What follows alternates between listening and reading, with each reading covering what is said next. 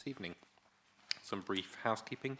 There's no fire alarm planned, so if it does go off, please make an orderly exit, and the muster point is the car park by the pub across the road. Please make sure your phones are off or in silent mode so that they don't disturb the flow of the meeting. This is a meeting in public, not a public meeting, so only those registered to speak are permitted to do so. I'll call you up at the appropriate time, and this meeting is also being recorded and broadcast on the website. Okay, I'll just introduce the top table. From Committee Services is Kira Keller. Our solicitor this evening is Sue Mullins. Our planning manager is Emily Napier, and our planning officers are Eleanor Bass and Stuart Fletty. And Emily, I believe you've got a statement you've prepared. Thank you, Chair. My role tonight is to provide impartial advice to committee members and to assist members in their decision taking. Thank you. Thank you very much. Okay, we can move on to the agenda then. Item 1, apologies for absence. We've apologies from Councillors Keithley and Scorer with Littlewood as a substitute. Thank you very much. Item 2, disclosures of interest. Any disclosures? Yes, Councillor Eden. Just for clarification, Chair, there's a speaker registered tonight, a Nick Eden. I don't believe we've met. I'm not sure that we're related in any kind of way. So just to put that out there, as it's a bit of a rare name. Thank you very much.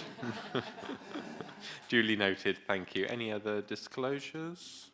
I have one myself. I was contacted by email today by a resident in relation to item 4.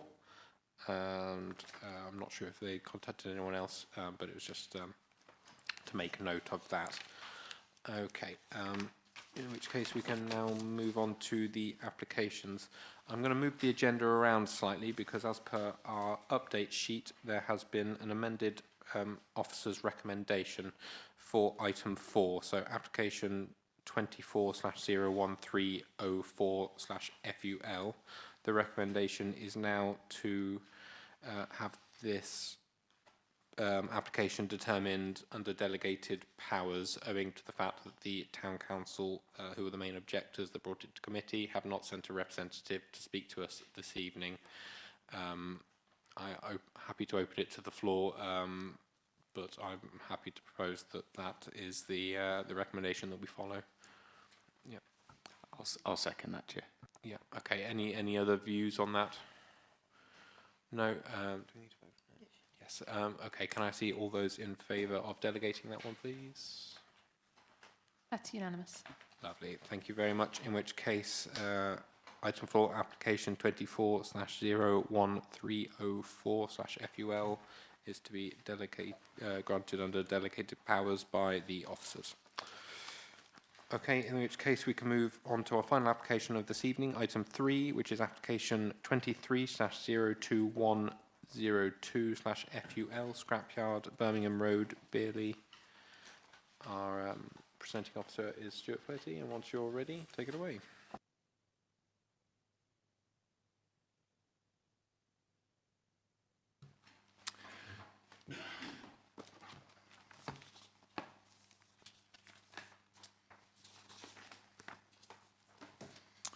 Thank you, Chairman. Good evening. Full planning permission is sought for the change of use of a scrapyard to a builder's merchant yard, with other works proposed, including the modification to the access and changes to the existing workshop currently on site. Here we see the approximate location of the application site, signified by the black dot on the plan here. One can see that the site abuts a railway line and is immediately next to Bearley train station. Here we see satellite imagery of the site showing the wider vicinity. The site lies outside of the defined village boundary of Bearley and thereby is considered to reside in an open countryside location. Here we see the application site highlighted by the red line boundary. The application site is washed over by the green belt and is fronted by the A3400, the Birmingham Road.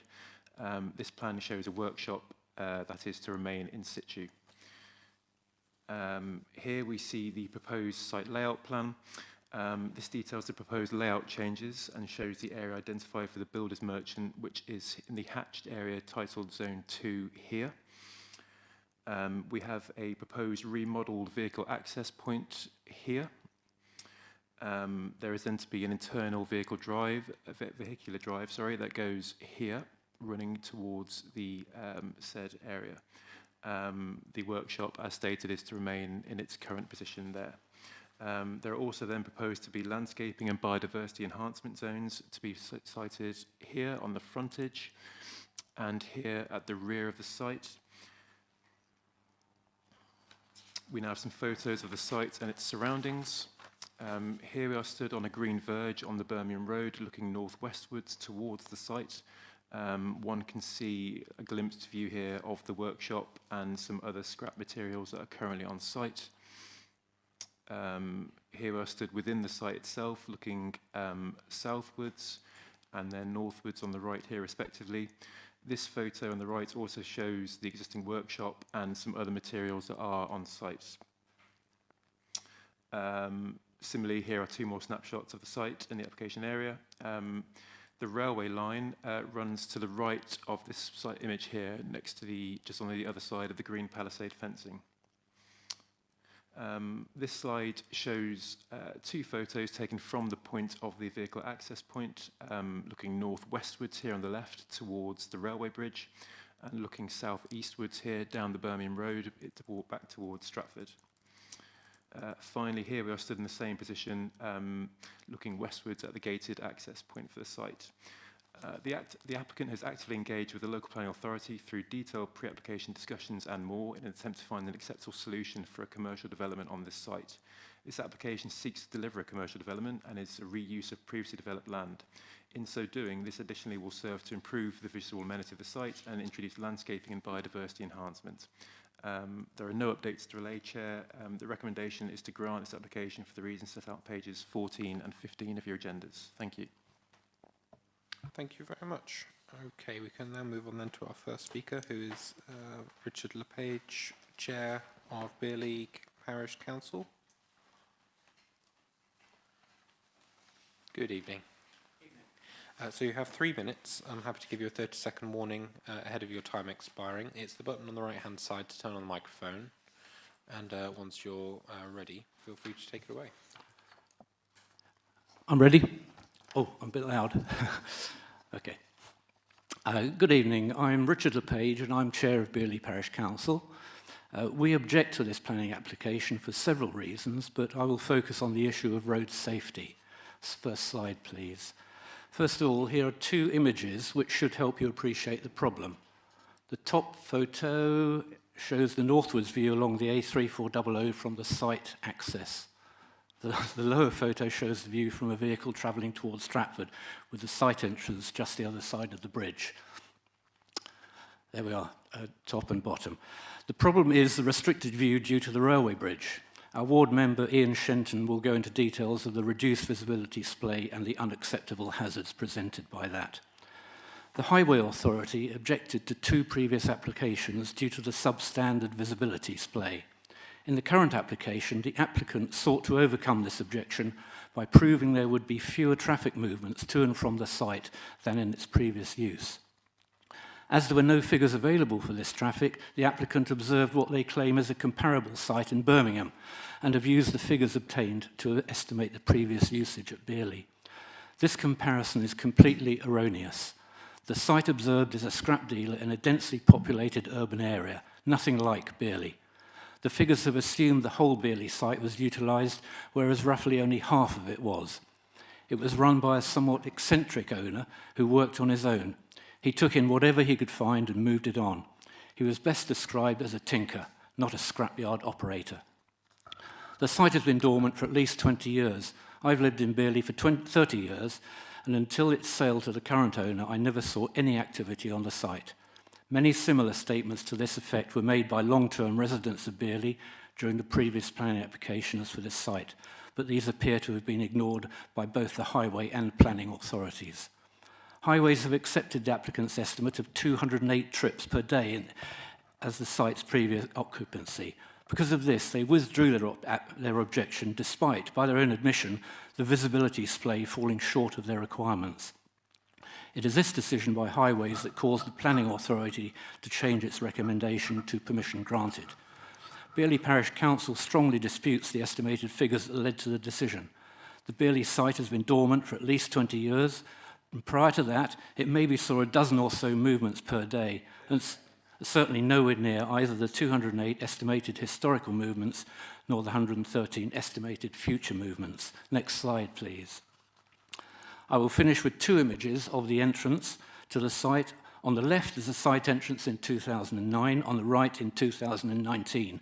In our opinion, this does not look like an entrance that supported 208 vehicle trips per day, and the proposed development will generate far more traffic movements than it previously did. And thank you for listening. That's perfect timing. Thank you very much. Members, do we have any questions for our parish council representative? Nothing forthcoming? In which case, thank you very much for your contribution this evening. Thank you.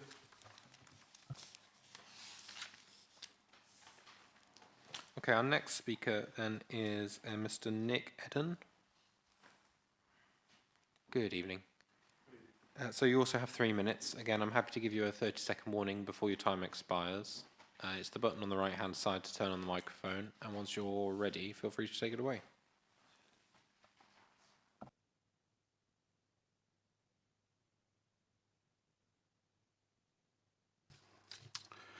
Thank you, Chair. Good evening, councillors. I am Nick Eden. I have farmed the land next door to the scrapyard since 2006. I object because I believe the application is incomplete. This photo was taken following the removal of trees and vegetation and fauna from the site. Next slide, please. This photo shows waste material being used to raise the site levels. Next slide, please. Photo taken October 2020 showing surface water running off the site into my field, something I'd never experienced before. Note the gap under the applicant's new fence. Next slide, please, Stuart. Photo taken December 2020 showing the effects of runoff in the field planted with wheat. The seed and fertiliser have been washed away. Next slide, please. Photo taken in June this year during Councillor Shenton's visit. Ongoing importation of waste to raise site levels has continued this year, causing more spillage into my field. Note how much the waste level has risen up the fence. As you have seen, significant enabling works have been undertaken to facilitate this application. The work the applicant has carried out includes removal of trees, vegetation of fauna, engineering works, reprofiling of the land, raising levels, creation of large areas of hard standing. Also backfilling and removal of network rail drainage and ditches. Also installation of tall masts and flood lighting. At the time, the council's enforcement officers informed me that he had spoken with the senior planner, the owner of the land, and the planning agent representing the landowner regarding the breaches of planning control regulations that have been identified, namely the engineering works. He further advised that a planning application for the works and proposed redevelopment of the land would be submitted. The application in part would be retrospective with regards to the engineering works. Disappointingly, the planning application now before you does not include these works. Therefore, the impacts on the environment and the neighbouring land have not been assessed. It should be noted that the engineering works have continued over a long period and were still in progress earlier this year. The entire 11 hectares of wheat planted in the field last season was lost due to waterlogging. The field is no longer in agricultural production. As a temporary measure, I did consider digging a trench along my field boundary with the scrapyard to catch the runoff. Soil tests revealed the spores spilling out of the site contained elevated levels of arsenic. I was advised not to undertake any action because I could be held responsible if traces of such elements entered the watercourse. Thank you for listening. That concludes my presentation. Thank you. Thank you. Well within your time. Thank you very much for that. Members, do we have any questions for our speaker? Yes, Councillor Parry. Thank you and good evening, Mr. Eden. I wonder whether you could just give a bit more detail about the the engineering, on your pictures, all the waste material that's there. Was that part of them levelling the land, or is that something that's fairly new? It varies. Some of it's fairly new. As you saw from the previous picture, when that fence first went in, which was the back end of 2020, there was probably a 6-inch gap under that fence. Now, over a period of time, more and more waste has been brought in, or it's come from somewhere, and you can see how it's built up, actually, the fence. The fence is a good indicator of how much it's all been built up. So that's just waste material on That, there? that is waste material, you can see it there. And that is the site where the proposed new buildings are, where they, perhaps I'll come to officers' questions to get a bit more information on that, but that's really helpful, thank you. Thank you. Councillor Littlewood. Thank you, Chair. Just you mentioned that the runoff sampling contained arsenic, which would suggest sort of plating shop work or something like that. Yeah. But who did the analysis for you? We got an independent soil analysis. And certified? We sent the sample away, and that's what we got back. Okay. Well, I'm really asking, was it a certified? I believe so, yes. I mean, Okay. I can't remember the name of the company exactly, but yes, it was a certified as far as I'm aware, yes. Okay, thank you. Thank you. I would add, we're happy to have more soil sampling taken if that is needed to prove the case. Thank you. Appreciate that. Councillor Holmes. Thank you. You described in your presentation, talk about how the original ditches in place by Network Rail were removed as such. Could you describe it in a bit more detail, what sort of works were done on that respect? Well, the best thing I can do is possibly read out the report from Network Rail, if that helps. I just need to find it for you. Just bear with me a second. I've got so much paper in front of me, I'm getting a bit lost. Okay. Pardon me. I'm afraid if you're going to refer to any documentation, that's something that should have been submitted to our planning officers so that they would have opportunity to consider it as part of that. It was submitted by Network Rail, but not to this application. And it does refer to the ditches being backfilled and what have you.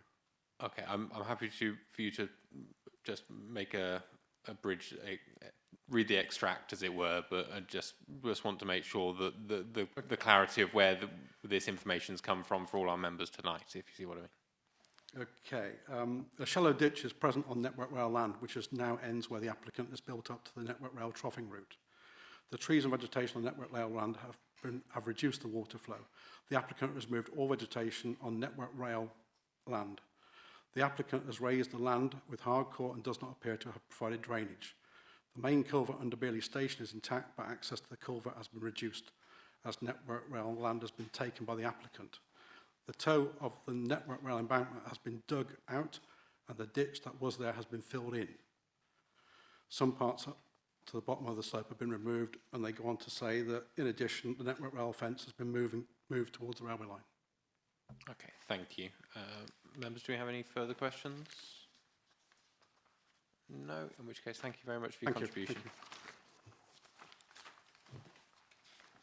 If you just turn the microphone off, that would be great. Thank you. Is that the left one? The right one. Lovely. Thank you very much. Thank you very much. Okay, we can now move on then to our next speaker, who is Mr. Andrew Murphy. Good evening. So in this occasion, you have 6 minutes. I'm happy again to give you a 30-second warning. Okay, when you're ready then.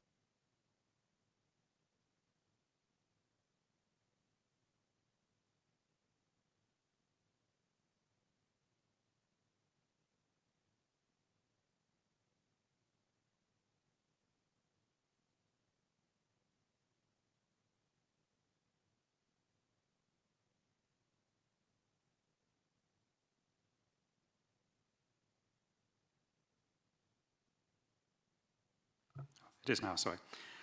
Thank you, Chairman. The application site has been brownfield land for over 80 years. Stratford-on-Avon District Council's landscape sensitivity study and the Bearley Neighbourhood Plan both show the site as previously developed land. It began in 1938 as railway sidings to Bearley Station, and the vehicular access was constructed at that time. Ordnance Survey names the site as Bearley Halt. After the war, the sidings were used to store wagons awaiting repairs. And if you look at the photograph there, top left, you see a line of wagons which is located on the application site. So the site has been previously developed, covered with hard standing historically. If you could just move on to the next photograph, please. That is a 1955 Ordnance Survey plan. You can see two parallel lines of railway lines on the application site. So again, the site has been developed for many, many decades. The site was used as a scrapyard until 2019, with scrap metals strewn about and a workshop located in the middle of the yard. The current owner has stockpiled the scrap and erected new boundary fencing, but the site remains an eyesore. I would like to commend the planning officers for arranging a consultation meeting at the council offices in September 2022, attended by Bearley Parish Council and the local ward member.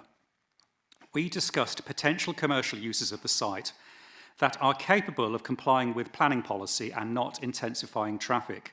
This planning application is the result. It involves a builder's merchant yard located at the rear, re-roofing the workshop, modification of the access, an HGV turning area and large areas of new landscaping and biodiversity enhancement. The committee report correctly states there will be an improvement to the wider landscape character. It has taken 2 years of negotiation with Warwickshire County Highways and a road safety audit to demonstrate the proposed development will have a safe means of access and will allow lorries to enter and leave the site in a forward gear. For example, the applicant undertook vehicle counts at an alternative scrapyard to identify the typical trip rates for such a facility at Bearley. The County Highway Authority is satisfied the proposed developments will not lead to intensification of traffic. This is a highly sustainable location, being next to a bus stop and a train station, and has direct access onto a main road. Furthermore, a new bell mouth will improve the geometry of the site access and improve highway safety. There are many policies in the core strategy and the Bearley Neighbourhood Plan that support economic development and resist the loss of an employment site. For example, Policy H3 of the Bearley Neighbourhood Plan expressly supports the redevelopment of previously developed land. Therefore, I ask you to support the officer recommendation and grant planning permission for the economic regeneration of this site. Thank you. Thank you very much. Members, do you have any questions for our agent? Yes, Councillor Parry. Thank you. Good evening, Mr. Murphy. I wonder whether you can give us a bit more information as to why the engineering works, the retrospective work on that, was not being included in this planning application as highlighted by one of the former speakers. Yeah, if I can just go back to that image and also the previous image, I wanted to start with a baseline here, which was the site was entirely developed with hard standing. You go back all those decades. Okay, so the baseline is the whole site had a hard standing on it. Over time, there had been vegetation growing and trees growing. The applicant resurfaced the site with additional hard standing. So those were the photographs that you saw. Now, this planning application includes hard standing. So if you look on the site plan, you will see the road coming in and you will see the back of the site being used for outside storage, storage for a builder's merchant yard. And the rest of the site being used for soft landscaping. So as far as I'm concerned, the application does include the hard standing because it's on the plan, and hard standing that is there today will be taken away and re-landscaped with soft landscaping. So I think hard landscaping is part and parcel of this planning application. Any further questions for the agent? Yes, Councillor Eden. Thank you, Chair. Good evening. You've talked a little there in response to Councillor Parry about the hard standing. We obviously saw some photos there from some of the objectors about the levels and how they've built up and are flooding or potentially assisting with the flooding. Is part of this application effectively bringing those levels back down? As far as I'm concerned, it's still a flat site. I'm not aware of a material increase in site levels. I've not been around it forensically examining, comparing, contrasting. But again, as far as I'm concerned, the application is showing a flat site with hard standing. The hard standing would be flat to the ground. And I say other parts of the site, the hard standing will be taken away and re-landscaped green. In terms of drainage issues, we're not aware of a drainage problem. Obviously, there's difference of opinion with the neighbour. And with respect to Network Rail, they have been consulted and have said no objection to this planning application. So I think we've covered all those issues. And I say this is very much an opportunity to move on. The site had decades and decades of all sorts of different uses. This is an opportunity to move on, to have a proper planning permission that regulates the use of the land. Excuse me, so I think you've adequately addressed Councillor Adams' question. Thank you. Any further questions for our speaker? Councillor Holmes. Thank you. It was mentioned before that there was movement of the fence that encroached into what was Network Rail land. Are you able to clarify the position from your perspective, please? Well, again, as far as we're concerned, there hasn't been encroachment into Network Rail. I know that having dealt with Network Rail on a regular basis with planning applications, they are very protective of their boundaries. If they thought there was a problem, they would have said so. They have been consulted. They have said no objection. Thank you. Councillor Fleming. Yes, good evening. You said there's no drainage issues. I think your neighbour might have a slightly different opinion on that. Are you going to make any provision at all to prevent runoff? Because the guy said he didn't have this problem with the previous owner, and it's only since you've done these works that he has had a runoff problem. Is it something you're going to look at to reinstate maybe the British Rail drains or some kind of drainage to control the water flow off your site? Well, again, in the first place, I'm not convinced that there is a drainage problem, but also I refer you back to the proposed site plan that shows a perimeter of landscaping. So the hard standing on the proposed site plan is not right up to the boundary. There is actually a gap. There is a green strip that will be landscaped. So the green strip is capable of acting as a soakaway. Thank you. Councillor Harding. Thank you. We've got a long, straight stretch of road south of the site here. I note you've been in discussion with Highways to try to get an acceptable road safety solution here. Did you commission any speed readings on that section? I can't remember that. We've commissioned a transport consultant that's dealt with that matters. There was a stage 1 road safety audit that was carried out. I can't remember if there was a speed survey as part of it. I don't know whether Stuart can remember the answer to that. There was a speed survey. Right. Yes. Do we have the results? It would be interesting to know what the 85th percentile is along there, because I suspect it's going to be close to the 50 limit, which is pretty fast for an approach on there. Secondly, do we have the accident record? Did you ask the County Council for the... There would have been accident records as part of the stage 1 road safety audit, yes. Right, okay. I'm concerned about this access because you're going to have people turning right out of Bearley at the same time as people are trying to turn right into the site. What palliative measures do you have proposed for that? The answer to that is that the access that's there at the moment is not the proposed access. As I said in my speech, the proposed access includes modification of the access to widen the splay. The geometry will be different. It will be better than it is at the moment. County Highways recognise that that is an improvement over the current geometry of the access. Thank you. Any further questions? Councillor. Thank you, Chairman. I'm curious that there's a contrast between your approach and the case officer's approach. Case officer says effectively that this is development in the Greenbelt and therefore it's inappropriate and harmful, but makes the case for the recommendation based upon very special circumstances. You haven't mentioned any very special circumstances. Why is that? Well, firstly, the site is washed over by the Greenbelt, and you can have brownfield land in Greenbelt. So that deals with that particular point. I recognise that the officers regard that as a requirement to be very special circumstances. I would endorse that because the officer did give the reasons, one of which was improvement to the landscape character and appearance of the locality. But also that even in Greenbelt, you can have redevelopment of land, provided it doesn't harm the openness of the Greenbelt, and the officer feels that the extent of external storage does. But the very special circumstances are employment benefits and also improvement to landscape character, biodiversity and visual amenity, and also improvement to highway, to the access to the site as well. Thank you. Councillor Hench-Seraphin.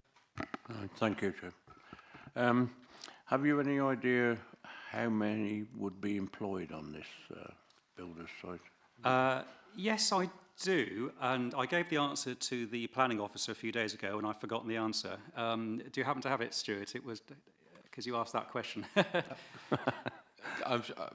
Yeah. I didn't want to contradict what I gave my answer to Stuart. It was. I'm happy that we have that raised under points of clarification, but thank you for letting us know about that. Are there any further points for our speaker? No, in which case, thank you very much. Thank you. Right, so the ward member has not registered to speak, but they did ask that I read out a statement on their behalf, which I agreed to.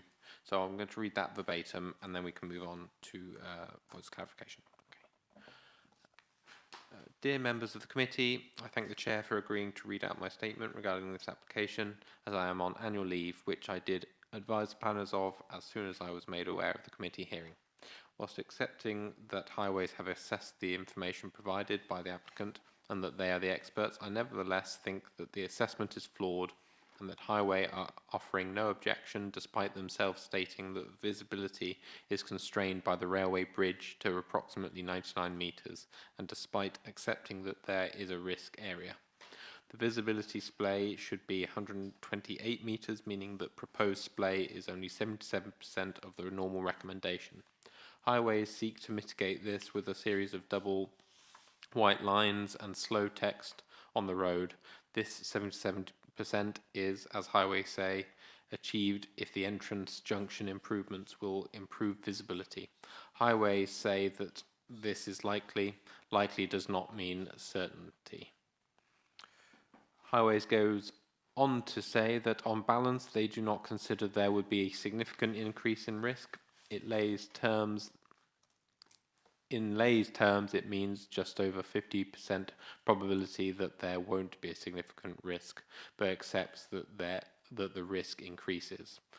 Let's just look closer at this. The 99-metre proposed splay assures that the driver looking to the left will notice a vehicle at the very first opportunity, and if there is no one else going through the bridge on the northbound side, otherwise, the splay that highways use is impossible to achieve. From measurements I have taken, the visibility is less than 60 metres, less than half the recommended visibility splay of 128 metres. Whilst each case is on its merits, we have always accepted that visibility splays are there for a reason, and whilst I think it is only around 60 metres, whichever measurement is taken, the visibility is not the recommended level of 128 metres. This is no average or typical road with over 6,200 vehicles per day using the southbound lane alone. The average speed quoted in the application at the 85th percentile is 47 miles per hour. Therefore, approximately 900 vehicles per day are travelling over the speed. As users of the road will know, speeds are regularly more than 60 miles per hour, often running higher. The highway code states that 70 miles per hour, the typical stopping distance will be 96 metres. At 16 miles per hour, it will be 73 metres. And adds the following note: the distances shown are a general guide. With this in mind, the accepted facts are that visibility is reduced because of the railway bridge. Over 900 vehicles per day are travelling at speeds greater than 47 miles per hour. There have been fatalities and incidents. The road is subject to surface water issues at a time when global warming can only exacerbate the issue. Stopping distances for everyone will be far greater than typical. If only 10% of the vehicles that are speeding are travelling at 70 miles per hour, this means that even in dry weather, there are up to 90 vehicles per day that could fail to see a lorry turning across the carriageway into the southbound lane in time to avoid a collision. Or, put it another way, nearly 33,000 chances over a year. In wet, whether there is little chance of any of those speeding vehicles being able to react and stop in time, no matter whether you use the highway's measurement or my measurement of less than 60 metres. If there was not an inherent danger in this area, why, with the help of then County Councillor Parry, was a pedestrian refuge built to provide a safe crossing for those wishing to access the bus stop and train station. This pedestrian refuge is just 30 metres from the site entrance. Any additional vehicular activity resulting from the proposed development could compromise the safety of pedestrians using the refuge.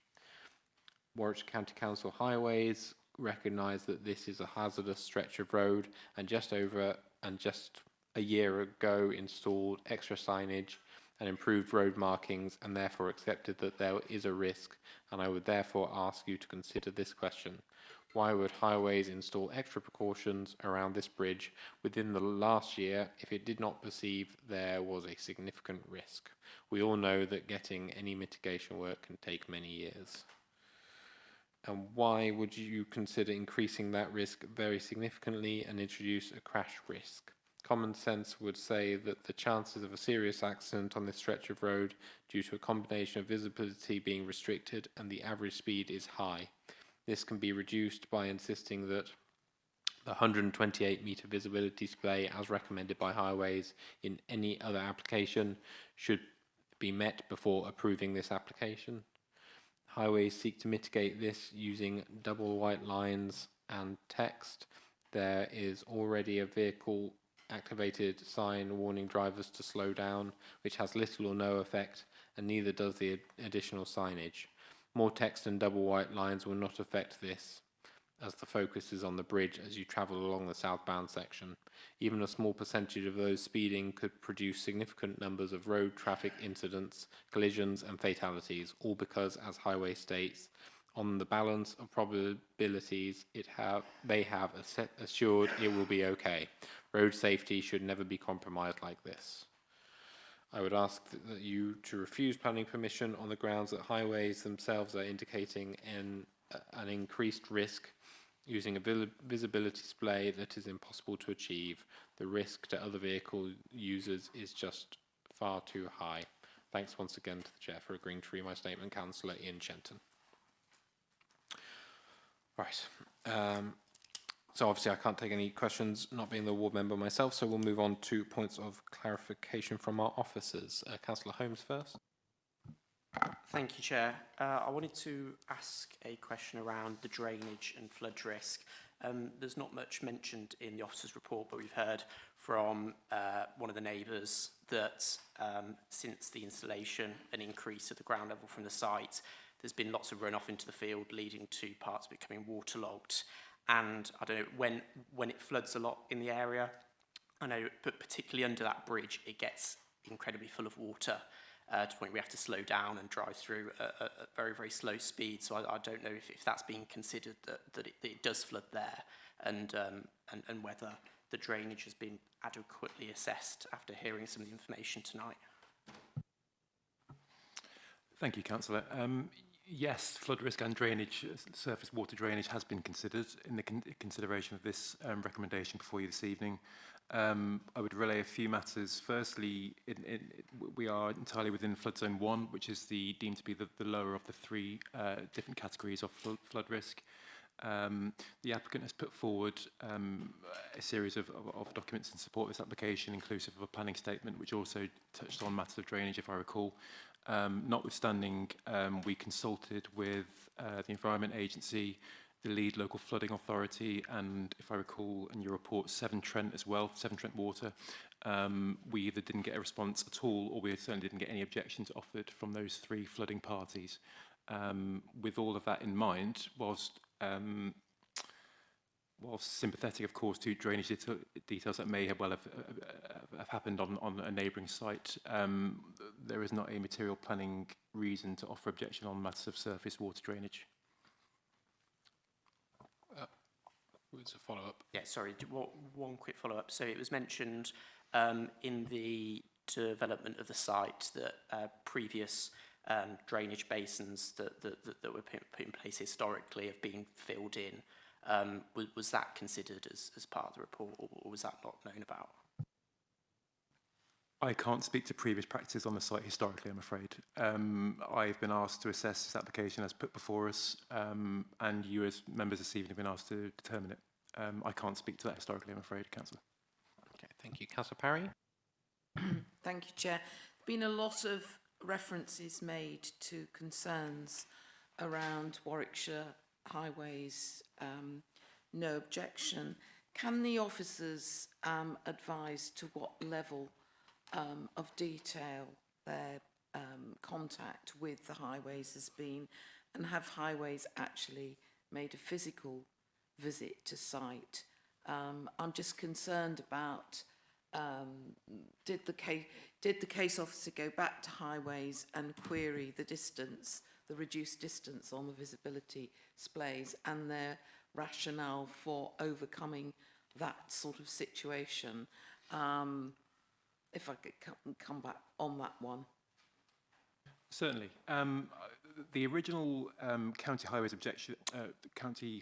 representation that came in on this application was one of objection. That one's available to view on the application file. Once in receipt of that objection for this live application, there was dialogue between both the agent acting on the applicant's behalf, myself as case officer, to seek to address the County Highways objections that are offered.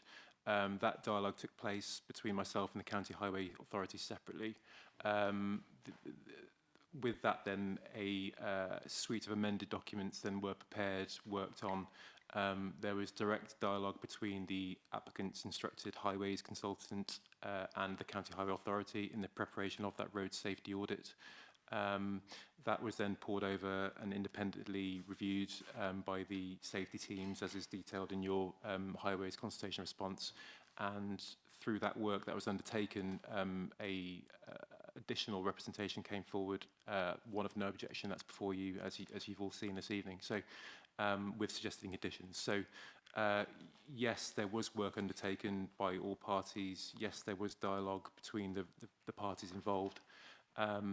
You asked a question of, did County Highways make a separate site visit in person? I can't speak to their practices, unfortunately. It may have taken place, or it might have been more of a desktop arrangement. I can't speak to what County Highways did in their work, I'm afraid. The question I'm going to do then as a follow-up, if members were minded to defer this application in order to get further information from Warwickshire Highways and a specific site visit, would that add anything further to the information you currently have by actually carrying out an official site visit with members present? Sorry, you're asking if you could defer to visit the site and you would like the County Council to visit with you as part of the committee visit. I think it would be useful to understand what what you would be looking for clarification from the County Council, because obviously a transport statement has been submitted as part of the application in, I think, June. Let me just check that date on for April, and the County Council have been consulted on that, and that has led ultimately to their comments that have been reported to you as part of the committee report, and they are available on the planning application. So I think it would be, although I'm not saying that you can't obviously defer for a site visit, I'm not sure what we would be going back to the County Council on for clarification. Councillor Harvey? Can I pursue that a bit? I'm torn between, on the one hand, Councillor Shenton and others have clearly done a lot of homework and come out with data to support their point of view, which they suggest that the junction is not safe. It's too risky. I think it's an unacceptable risk was the gist of Councillor Shenton's comments. On the other hand, I presume that the sort of data that Councillor Shenton produced has been made available to the county council and that they are aware of it. I'm not clear what the basis of the county council's non-objection is. Are they saying to us, or saying to the officer, we are satisfied this site from a road safety point of view is totally acceptable? Or are they saying, it's a bit iffy, but on balance, we're prepared to take the risk and therefore not object? Can you provide any clarification on that ground? Thank you, Councillor. I can speak to your last point first. The term on balance has been offered in the consultation response offered by Highways, offering no objection. As is quite commonplace for a county highways response, there is no objection subject to the inclusion of a number of conditions. You all would have seen that on a number of different proposals, and this one is no different in that respect. Without those conditions, one would assume that the county highways would actually still have concerns on the highway arrangement, but it's entirely typical for a planning application to then seek to impose conditions that the county highway authority are actually requesting and asking for.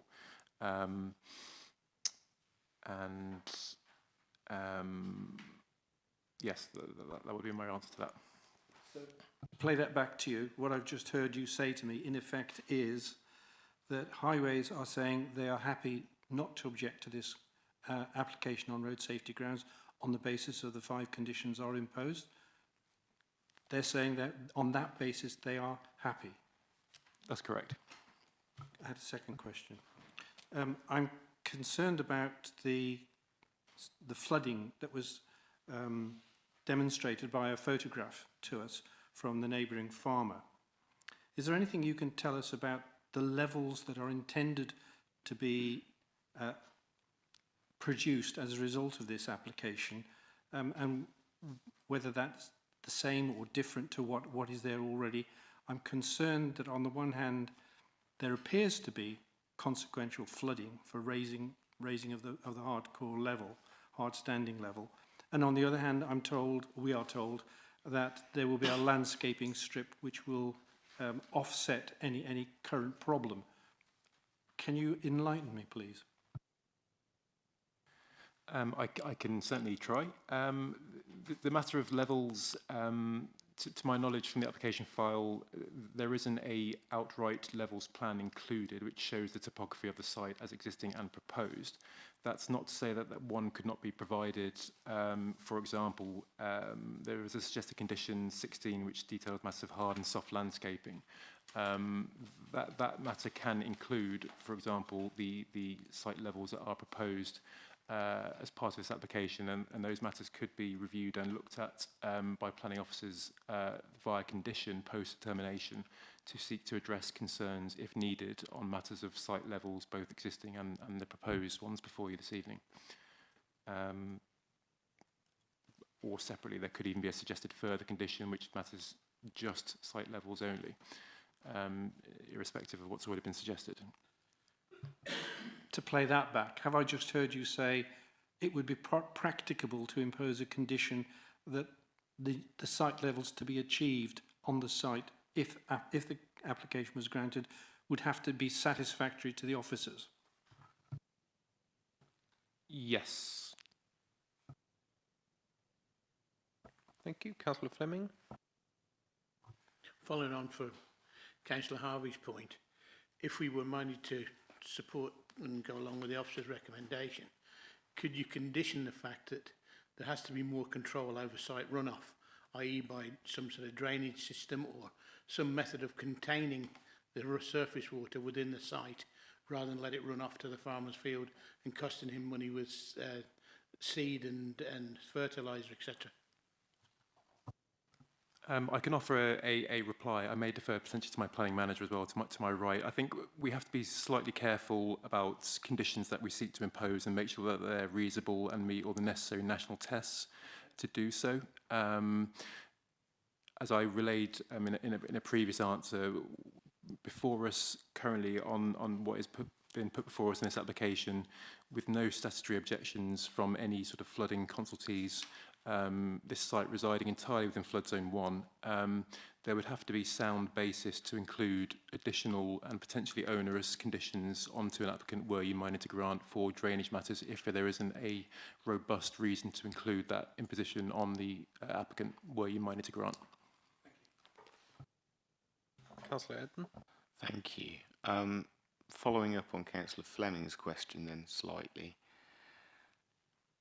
given the fact that we've heard from the neighbour that there are contaminants within that soil, would that perhaps be a lever for said condition? It's likely that, given that the historical use of the site, that there may well, I can't dispute what's been relayed to you this evening, it may well be that there are actually land contaminants on the site. I've got no reason to dispute that. That plays hand in hand with the previous and current sort of established use of the site. Before you this evening, working in part with my environmental health colleagues, you have got 2 suggested conditions before you. One which relates to land contamination reports that would need to be done prior to commencement of the development. There's a separate condition then which relates to remediation of the site, and that would need to be secured prior to occupation. So officers would be satisfied that were you minded to grant, those 2 matters could be secured via those 2 conditions. Thank you. Councillor Passingham next.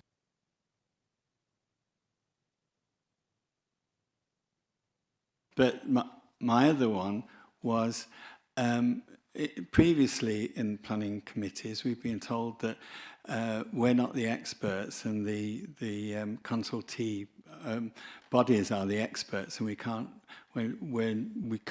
override them, so to speak, in this committee. In this case, the highways have made a recommendation, no objection, and put 5 conditions forward. Are we allowed to take a different opinion from them? In planning terms, are we allowed to take a different opinion?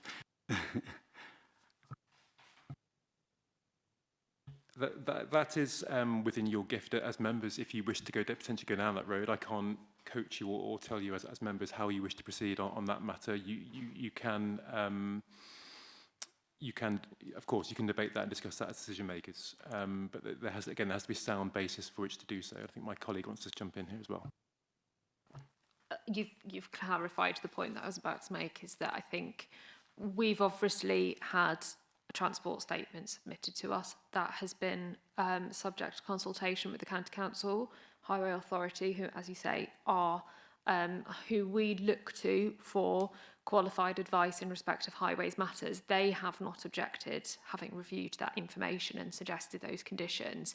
If you were minded to refuse, I would urge you to consider what your evidence is, because obviously if it was to go to appeal, then you would need to be able to reasonably justify your reason for refusal, and obviously we would do that through grounds and evidence.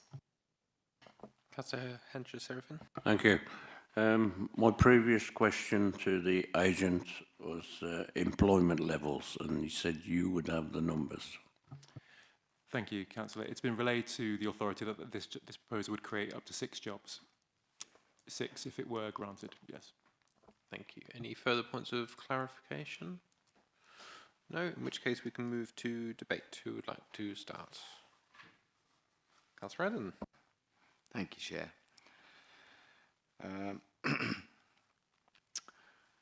Okay, so I personally was more concerned about the drainage issues than the highways issues. The highways agency are the experts.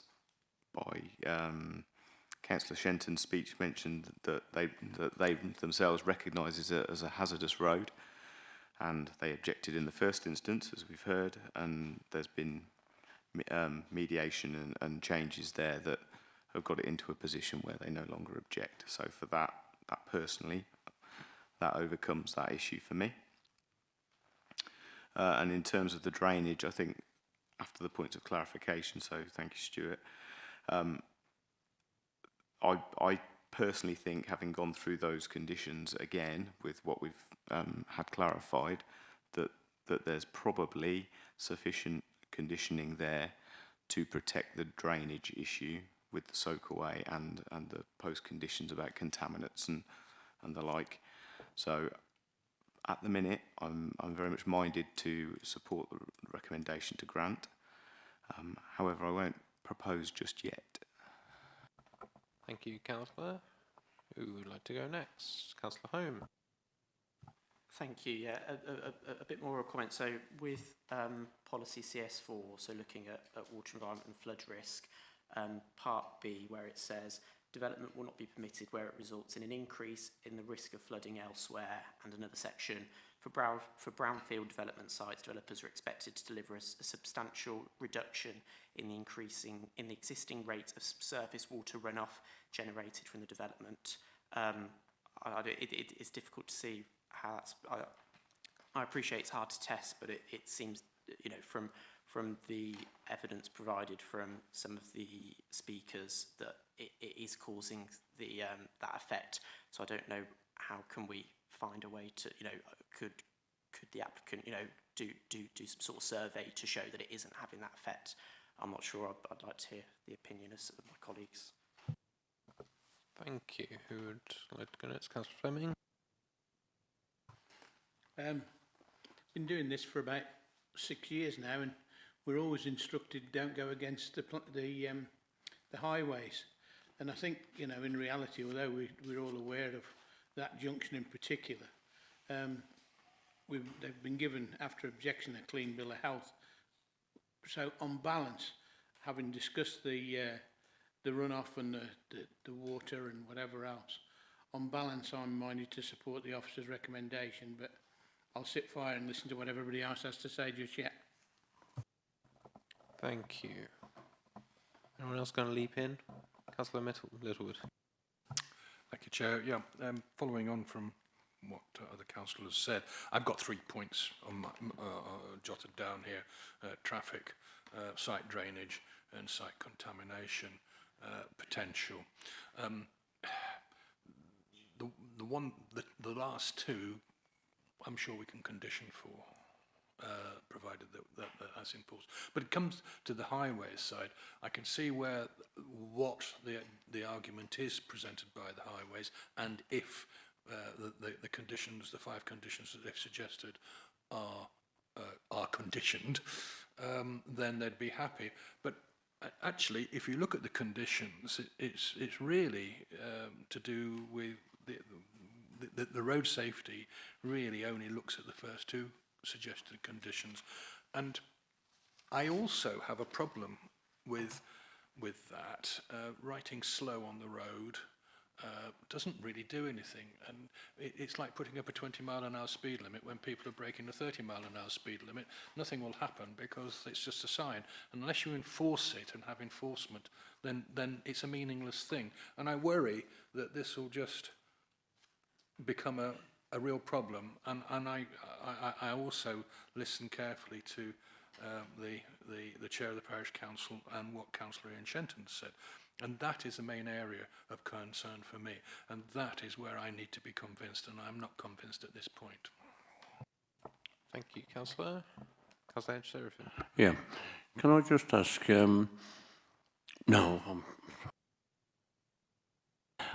what I feel is perhaps if the Warwick highways, perhaps they could reduce the speed in that area where all those junctions are. Might that be a way of solving some concerns? At this juncture, I'll just point out that's not what's in front of us tonight. You know, albeit that it may be desirable, we have to consider the application with the situation as it is, based on the application and the highways responses. I believe Councillor Eden wants to go again. Thank you, Chair. Listening to the debate and understanding there's some opposing views to what I was talking about originally. I don't think I've been swayed, so I'm going to propose that we grant in line with the officer's recommendations and the existing conditions, because I do feel that they do cover what we need to do to protect the neighbour. Thank you, Councillor Eden. I'm happy to second that on that. Oh, sorry, go ahead, Councillor. Sorry, continuing with the debate, if that's okay. Yeah, I'm very uneasy about this entrance. I think Councillor Shenton is absolutely right. Stopping distances are not sufficient. Speeds are high. People have to take chances to get out of the side road sometimes. If they're turning right north, they're going to be confronted by vehicles turning right into the site. And I can't see any mention here of, for example, skid-resistant surfacing on the approaches. And all we've got is plans. We've got no idea what they're suggesting to ameliorate this position. I'm very uneasy about this access, and I agree with Councillor Parry's earlier point that we should defer this, have a site meeting and talk this through with the highways officers. Okay, thank you. I'll come to you in a second, Councillor Parry. I'm just going to say I'd sort of cut myself off, rather. I was going to second Councillor Eden's proposal, which I will do. And I'm happy to let you explore this further in debate. I do have concern, though, that we are potentially on shaky ground if we're seeking to overturn on highways grounds where we have had a significant degree of iterative development of the application with the Highways Authority to make it acceptable in their eyes based on the conditions that they've put forward. So I appreciate the concern. I think it's been put forward fairly eloquently by the ward member and others, but we don't have an evidence base to refuse on that. And I would also be hesitant to support a deferral because I'm not sure what we could glean from a site visit that hasn't already been determined by the Highways Authority themselves. Notwithstanding the fact that they may or may not have done a site visit themselves, I would hope that they would, as you know, we do for any application that has significant highways impacts. They still would have gone through a thorough assessment of the application themselves. I don't feel that a site visit by ourselves with a highways officer would change their position. That's my feeling at the moment, but you know, that's where we are. Councillor Parry. Thank you, Chair. I understand exactly where you're coming from. The purpose of deferring was in order to get an actual highways person to be present to explain the actual details, to be able to give members of the committee a more informed view. I totally understand with the consultees, which is why our hands are very much tied. The purpose of a deferral would be to be able to gain, just hear it from themselves why they were keen to do what they're doing. So that is the rationale behind deferring the application, to be able to satisfy ourselves that the conditions will do what they need to be done and answer certainly the parish and the ward members' concerns. That's all. No, I appreciate that clarification behind the impetus of the deferral. My position is somewhat unchanged in that I feel that they would have been able to make that assessment and clarify that with our officers, and that has led to the recommendation we have. But I do appreciate that that's the impetus.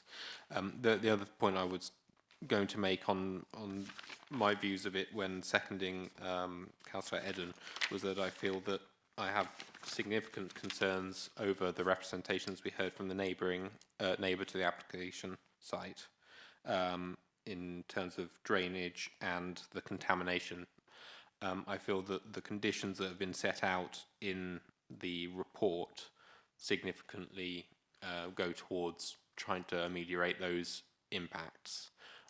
Those were the main concerns that came up for me that were, you know, potentially going to give me more sway, and the response that we've had from our officers certainly goes a long way to making me feel more comfortable with that.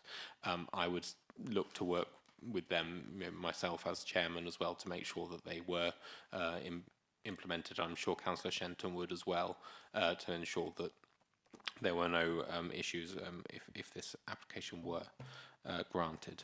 So those are my thoughts. The debate's still open. We have had a proposal which has been seconded. Councillor Harvey? Going back to basics, this is a proposal which would involve the removal of a scrapyard, which I can't think of a worse eyesore in the Greenbelt than a scrapyard. If a successful builders merchant operation were to take place on that site, I would have thought that would be an improvement. It's a site of long-standing in industrial use. I don't know whether industrial use is a planning term, but originating as a railway siding 80 years ago means that this site has always been used for a non-greenbelt purpose, so to speak.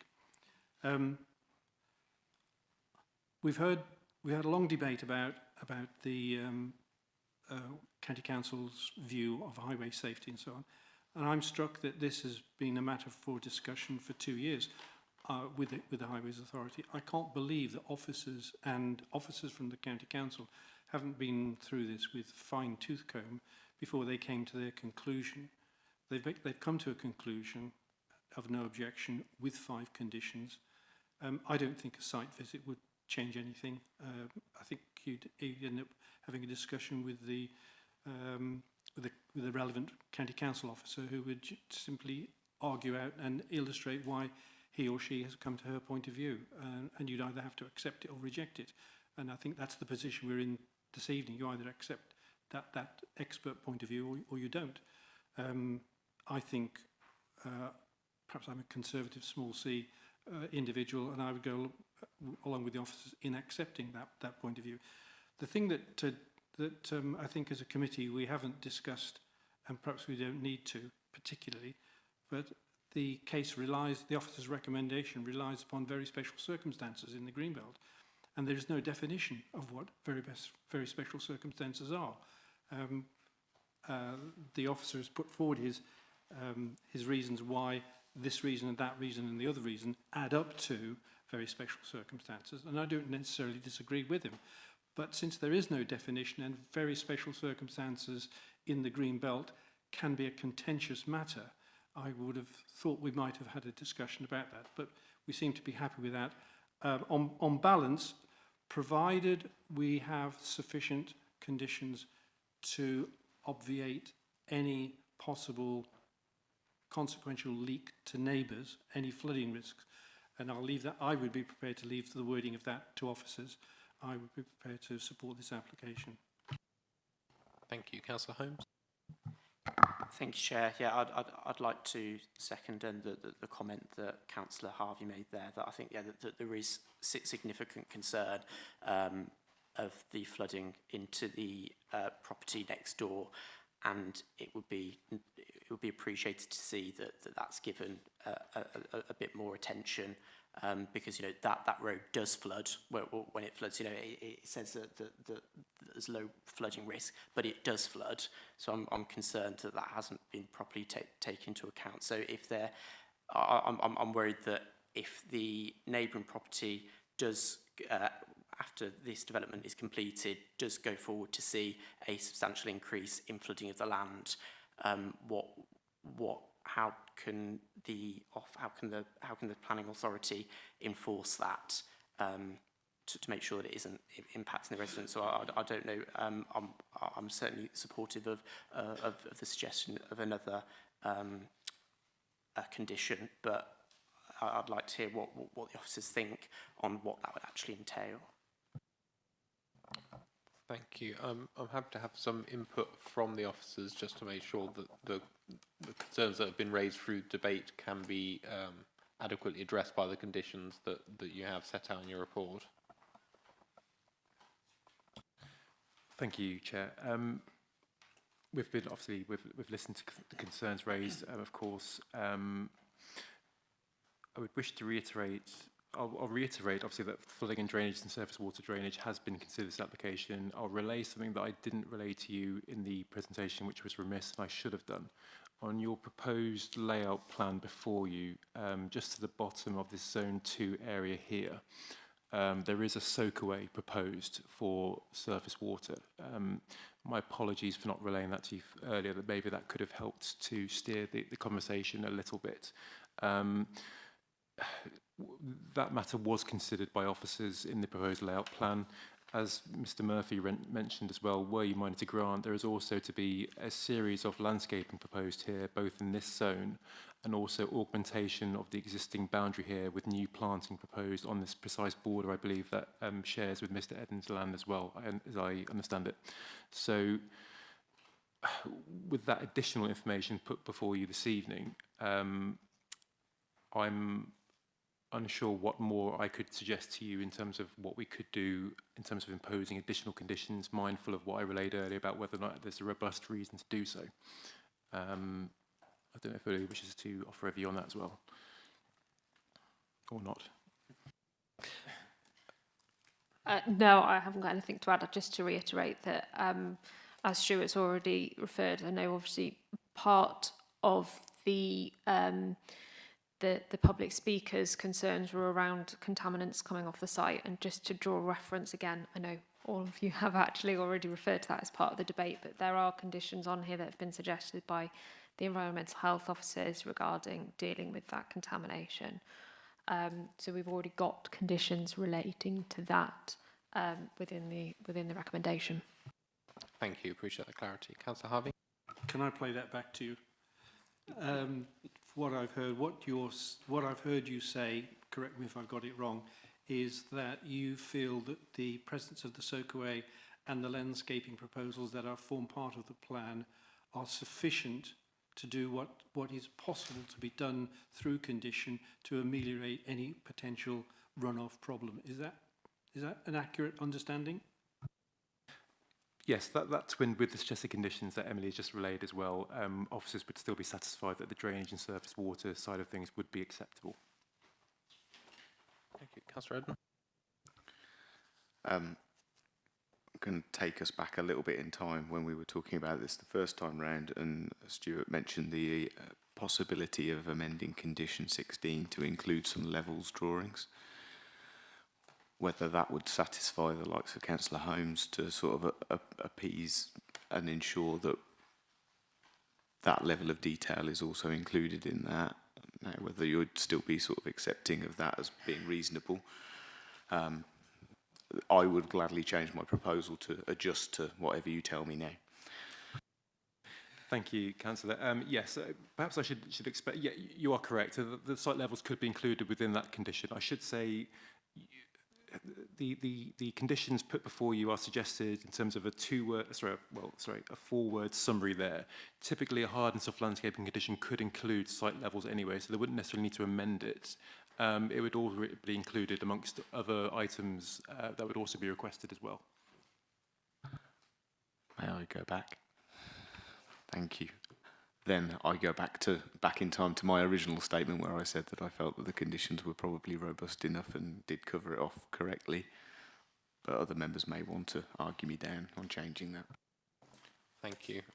I'm broadly satisfied that we've thrashed out the key aspects. Councillor Harding. Sorry to bang on about this, but I did work in this area for 40 years, and accident investigation, traffic and safety, and I am bothered about this access. And the fact that we've left a very vague condition that, subject to highways audit. And quite frankly, I think we need to specify skid resistant surfacing on each approach, 50 metres at least to this site. Otherwise, we're creating problems for the future. I do appreciate that view. I believe that's outside of the scope of what we can do here tonight, but I do appreciate the concern. I'm keen to move on then to a vote. We've had a proposal which has been seconded. Can I see all those in favour of granting application in line with the officer's recommendations?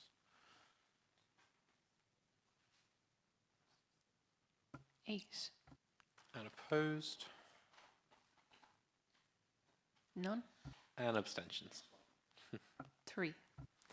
Thank you. In which case, committee resolves to grant application 23/02102/FUL. Thank you very much. And item 5, urgent business. No urgent business, in which case the meeting's closed. Thank you very much.